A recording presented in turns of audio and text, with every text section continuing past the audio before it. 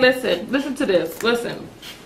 He said, if women want to know the answers to these questions, ask your grandmother and your great-grandmother. Women need to stop trying to talk about this all the time. He said, it's simple to me. Talk to your grandmother, great-grandmother, and you'll see all the wisdom, and you'll be surprised by all the wisdom, knowledge, and grace you'll see. And I say, oh, really? And you know, I wonder, it makes me wonder, where is it that, you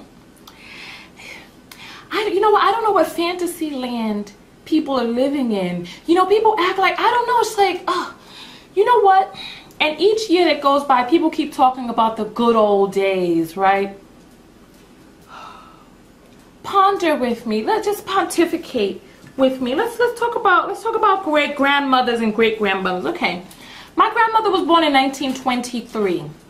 Now, if you subtract the year that slavery ended in 1865 from 1923, you get 58 years. So we're talking about 2 generations, right? We're talking about 58 years before my grandmother was born, slavery ended. What type of effect, what was the climate that existed around my grandmother?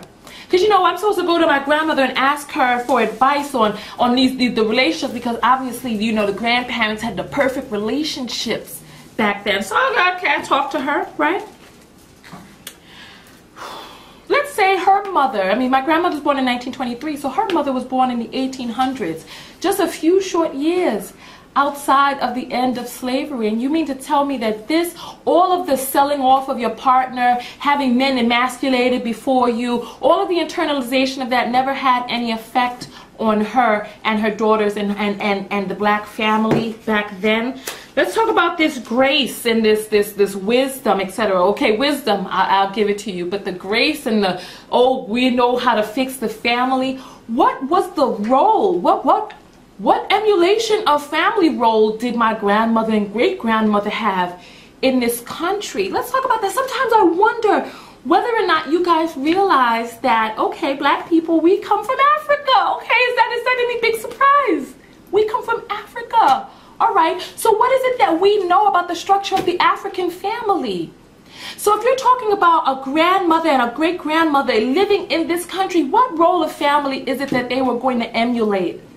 And then, you know, people wonder, oh, the black woman is following after the white woman, going into this feminism, etc., etc. We're Americans.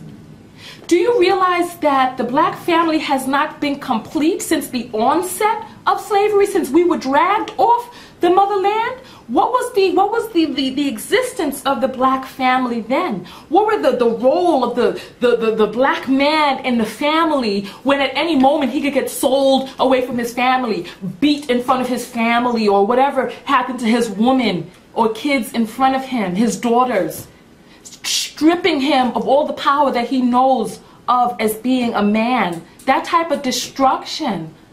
What was the role? Okay, so let me ask you a question. All of you out there talking about all these perfect, what is it that you know about the structure of an African family? Because if we're going to be emulating a black family, we're going to be emulating an African family, or we're going to be emulating the nuclear family that we've come, or the extended family that we've come into contact with here in this country.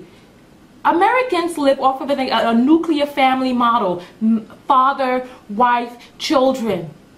You know, there are people from other cultures who affect us here, but even the extended family is not mainstream here, where the grandmother lives inside the home and the daughters stay inside the homes until they're ready to marry, and this, that, and the other. That's practically non-existent here. You know, in Asia and stuff like that still exists. In Latin countries, stuff like that exists, where when you need babysitting, you go out to work and granny's right upstairs and the granny's watching the baby. But really, as an African American, what was the role?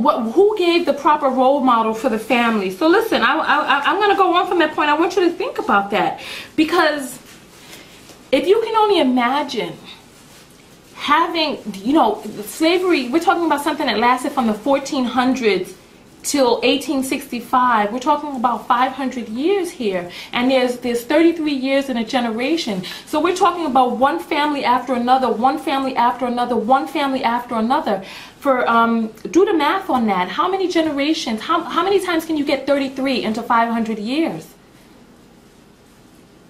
What is that? 15 generations. So we're talking about 15 generations of family that did not know a proper structure. Then all of a sudden, when our grandmothers and great-grandmothers got a hold of it, all of a sudden everything was all right? No. No, if you think about it, after seeing all of that, after seeing the belittlement of the black man and then him internalizing that, talking about, oh, I can't take care of my family, and then running off, she's already hardened herself to his absence or his demoralization, denigration in front of her. She's already hardened herself to that brutal reality. And then not only that, you got to remember, 15 generations in slavery? You'd be surprised how many, I don't even want to say, oh, goodness, do you know how many black people came out of that thinking that they were niggers? I ain't talking about N-I-G-G-A-S or some flowery or nice way to put it. They thought they were niggers.